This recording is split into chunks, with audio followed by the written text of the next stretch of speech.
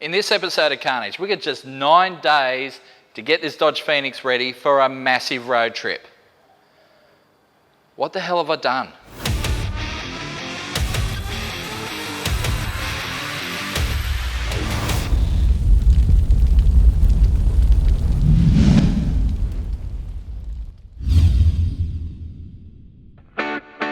Alrighty then, well, we've got our 440 sitting there with block hugger headers and a 727 push button auto transmission from Paul Rogers.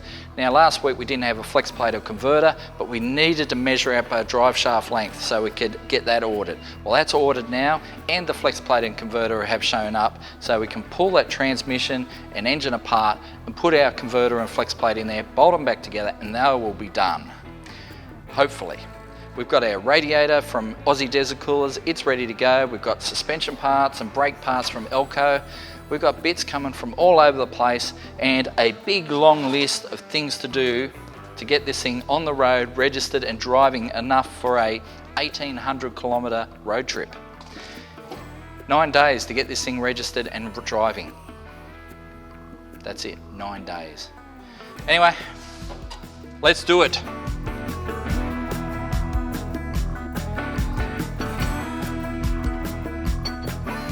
Has a bend. It should not have a bend. We're going to have to unbend it.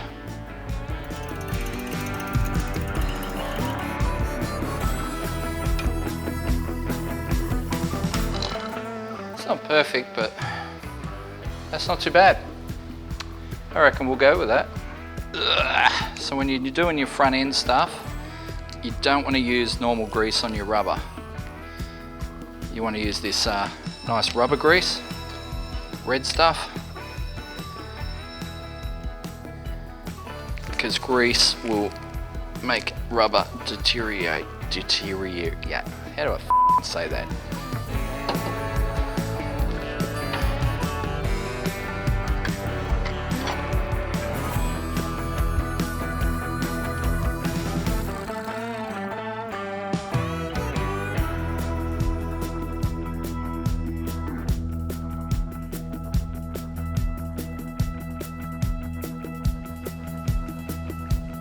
We've got our stub axle, lower ball joint. I've just put the bolts on loose. So I'm just going to assemble everything loosely first and then start torquing everything up. So, through the bottom first.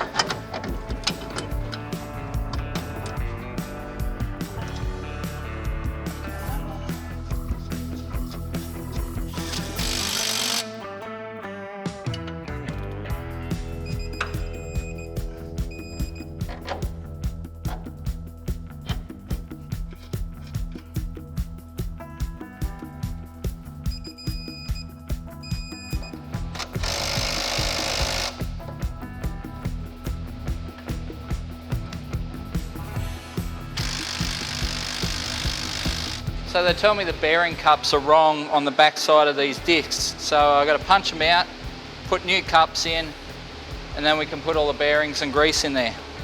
A little bit annoying.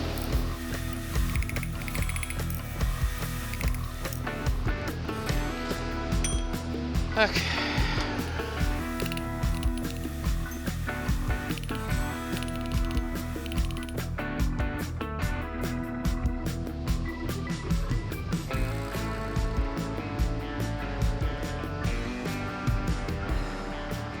You may notice that the bottom ball joint curves this way, which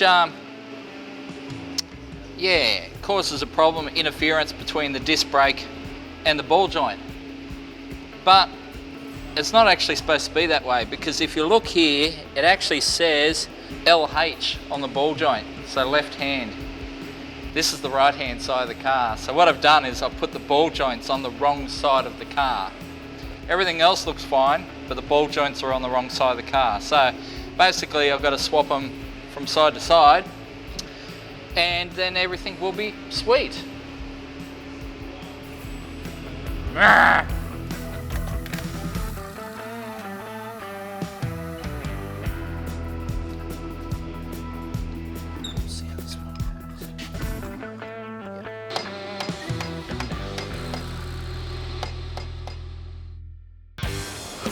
So, lots to do today. Got a big list of stuff. The boys are off hunting up tyres and other bits and pieces, so I guess I'll just work this list. So, we've got some shocks, so I'll start putting these in. Basically, got to put the rubbers in the towers.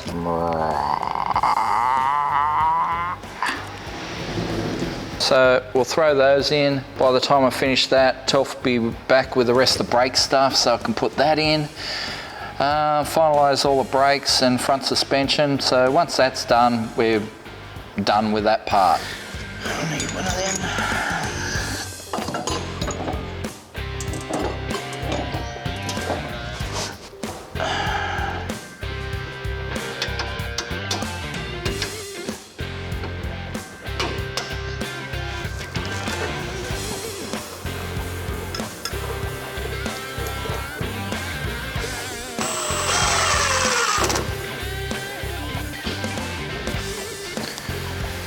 And repeat.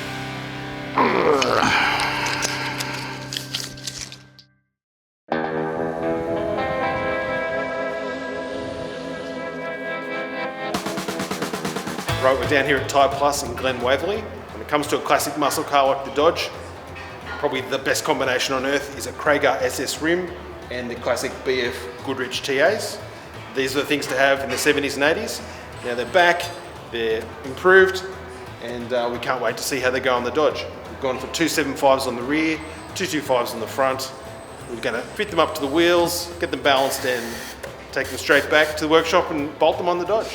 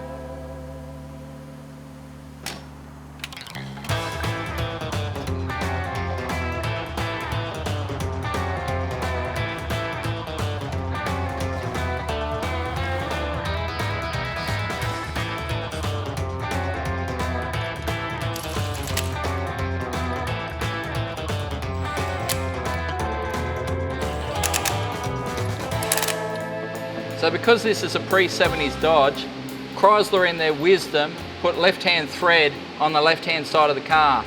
The theory was that so the wheel nuts wouldn't undo themselves, but no one else was losing wheel nuts. So after 1970, they basically went to right-hand thread all the way around. But this is 1963, so it's got left-hand thread on the left-hand side of the car. Now we changed the disc at the front, so it's got right-hand thread. So this is the only wheel that will have left-hand thread because we haven't got time to change it.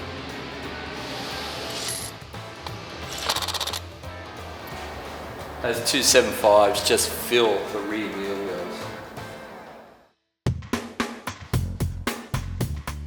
Look at that. We had the original drive shaft that came with the car, but it uses a bolt-together flange, while our big block transmission uses a slip yoke. So we had the guys at GJ Drivelines make us a custom unit to handle the torque of the big block.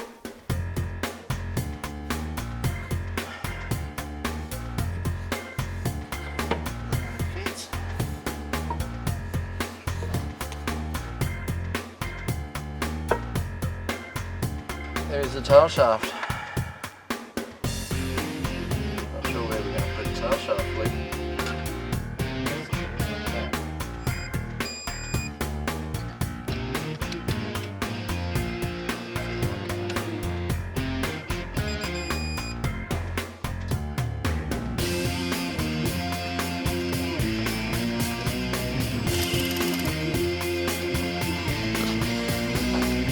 We have our brakes, our wheels, our tyres, we've got all the major components.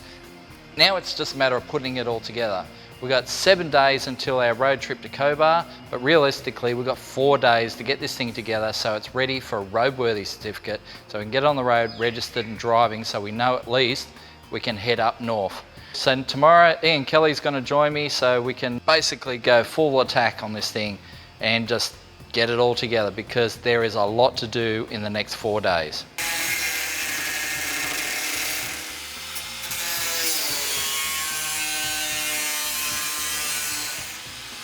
Jesus. That's why I said I wanted to drill a hole and you just cut straight around. Wow.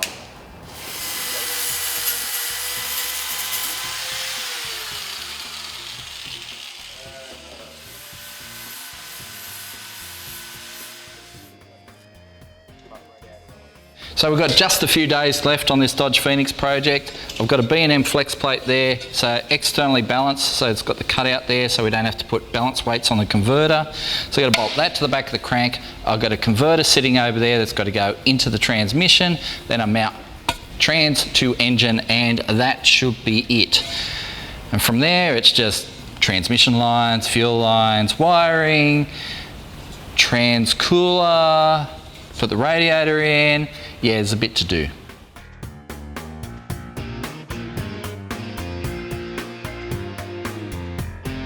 The flex plate bolted in easily using a bit of Loctite and some ARP bolts, but the converter, that was another issue.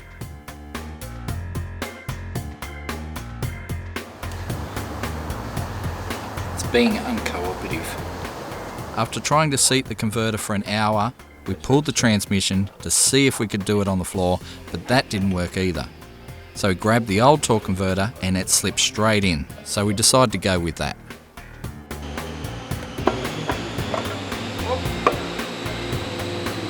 There she goes.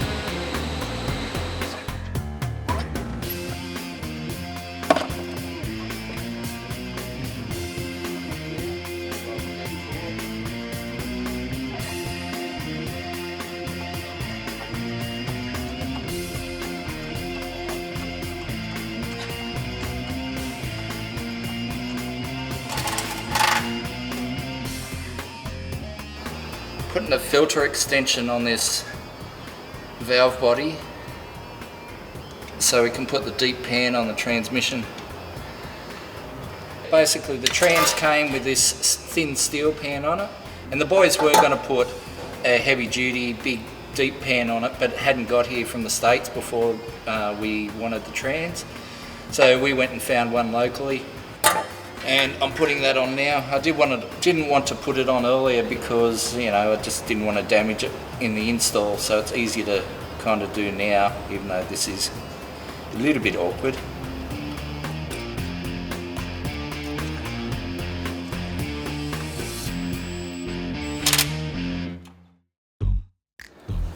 Dipstick tube with a fancy locking cap. This car won't know what hit it. All this fancy newfangled technology.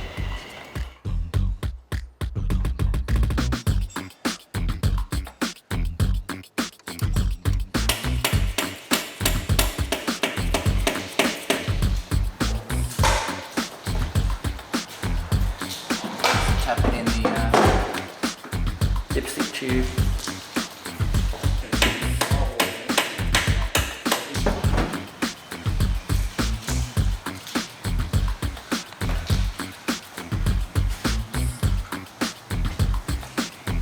Deep breaths.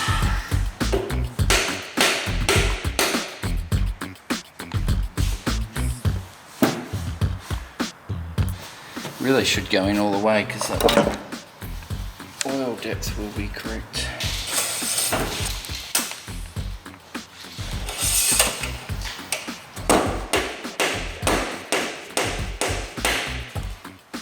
That's it then, because I'm not hitting it harder than that.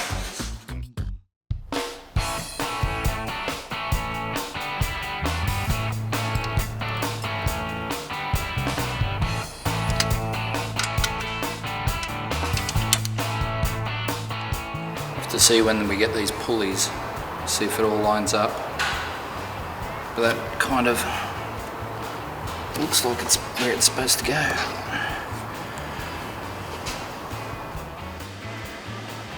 You got it? Yeah. Yeah. Trying to be gentle. Okay, that's right for there. That one and that one. Now, I think there's a hole at the back of the car that has to be, yeah. So you have to seal that one up too.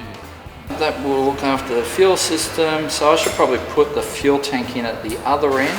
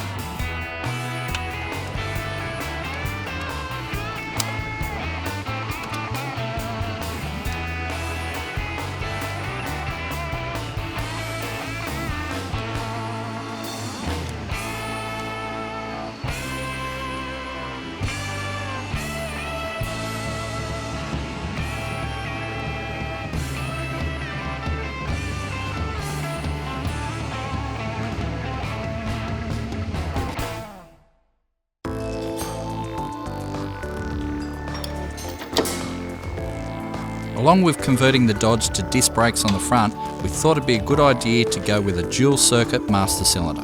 We also had the guys from Wizard Auto Hose make up some new brake lines before we hooked into bleeding the brakes.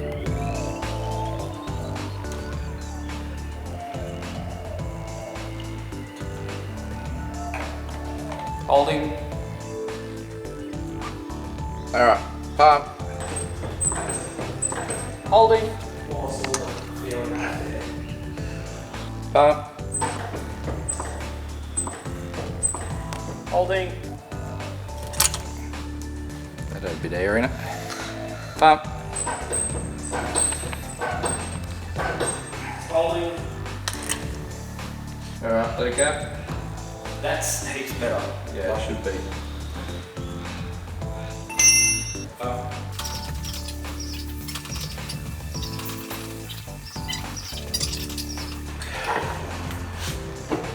Oh yeah.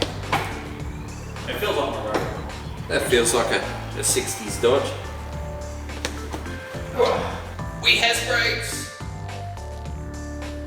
So because we're running a push button auto, we've got a shift cable and a park cable. So basically you got the row of buttons for your shifter and then a lever for park. So they run two separate cables.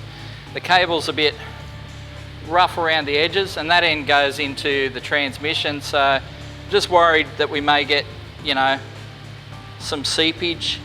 I'm not sure that we will, but if we do, I just want to cover that with some heat shrink just to seal in the goodness. Wow, that's pretty much the exact length. Check that out.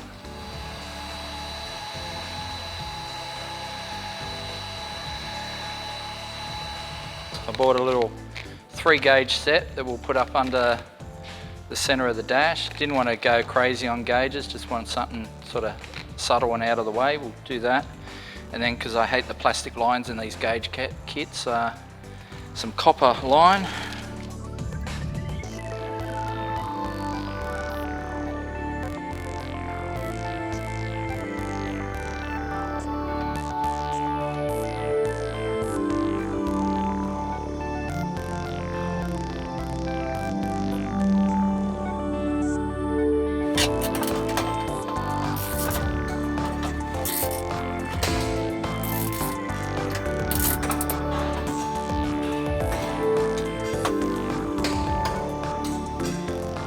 So it's Friday, we're going to present this car for registration on Tuesday, so we don't have a lot of time left.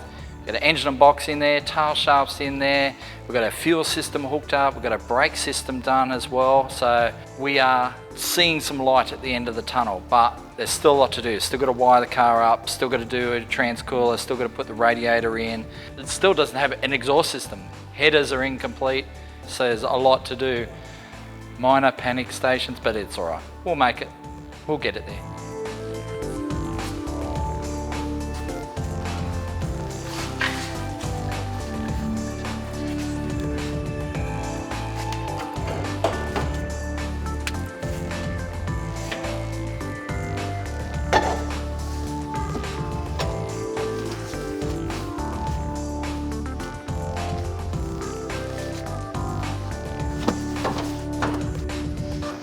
Comfy.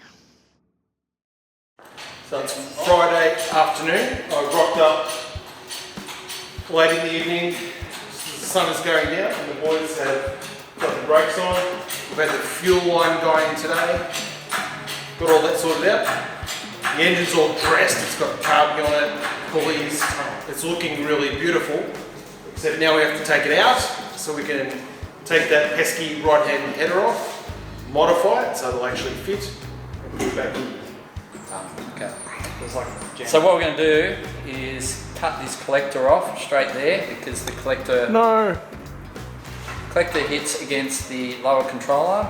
Oh. So we need to extend the collector down so it passes the lower control arm.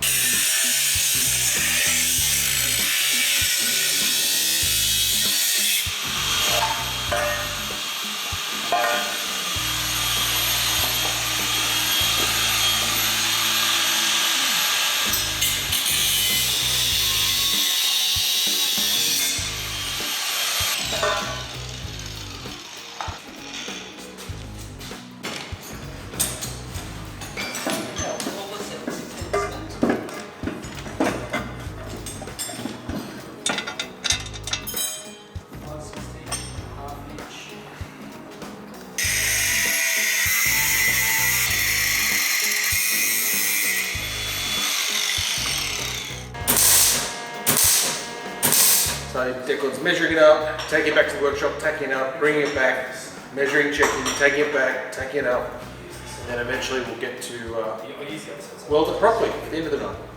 Meanwhile, Scotty's removed our big deep sump because it's stopping us getting to other stuff, which is always a bugger doing things twice or 3 times. And I'm drinking bourbons. So that thing Scotty is caressing is the shifter cable for the gearbox. He's already put the park cable in.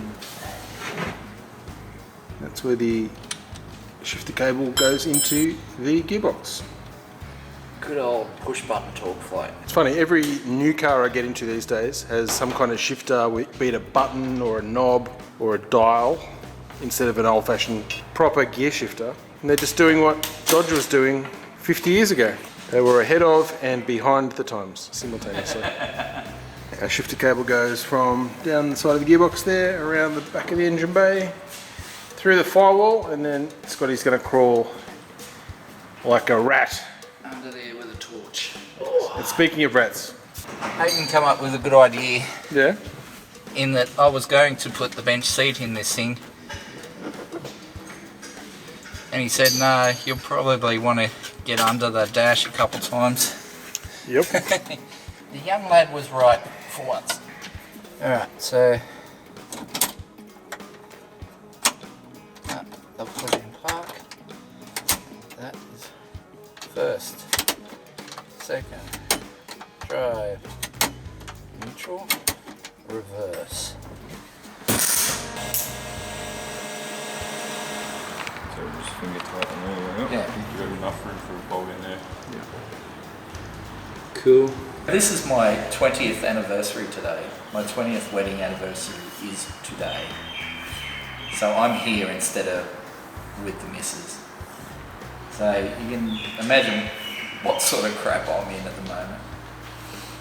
So if Scotty starts getting frisky, we all run. So we've got an oil pump priming shaft here. I'm going to just slide that down into where the Dizzy would go.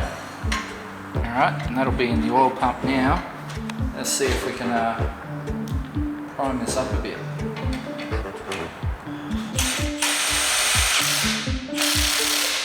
Starting to get something there. You seeing anything there, Ray? No. How much? 30.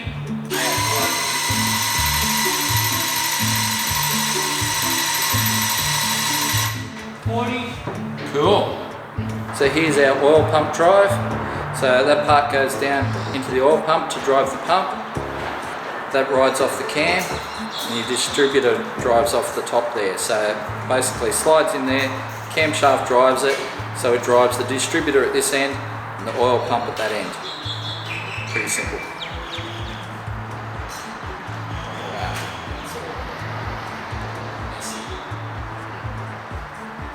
Lube it up. Just take the screwdriver, poke him down in there, rotate slightly, and shears it down in the hole.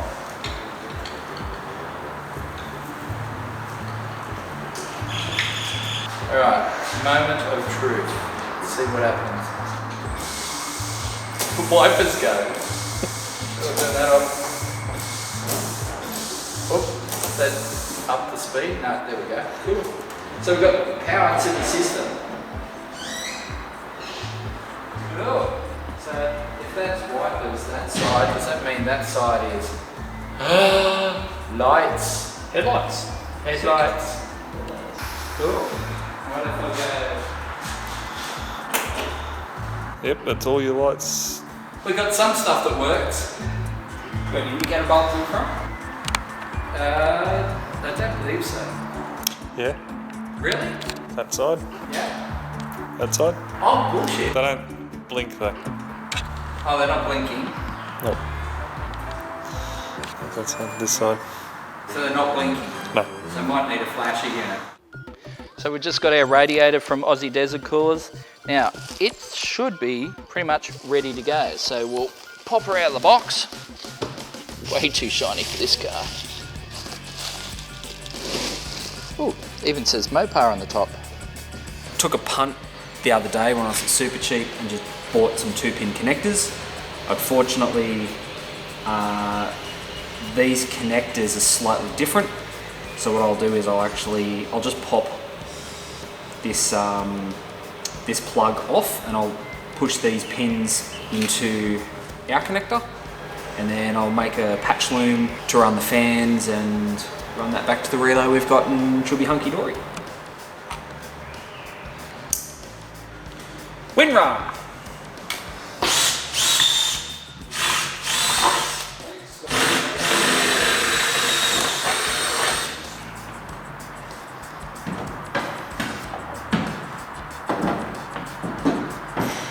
Because it's non-standard, there is no standard holes.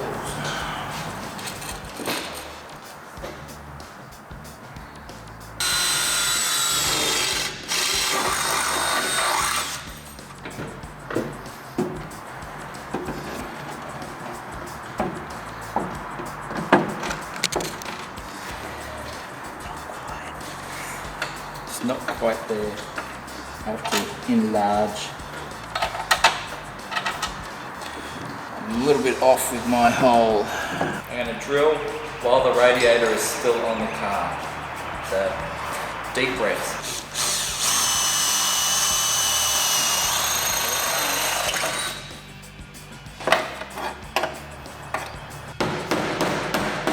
Perfect.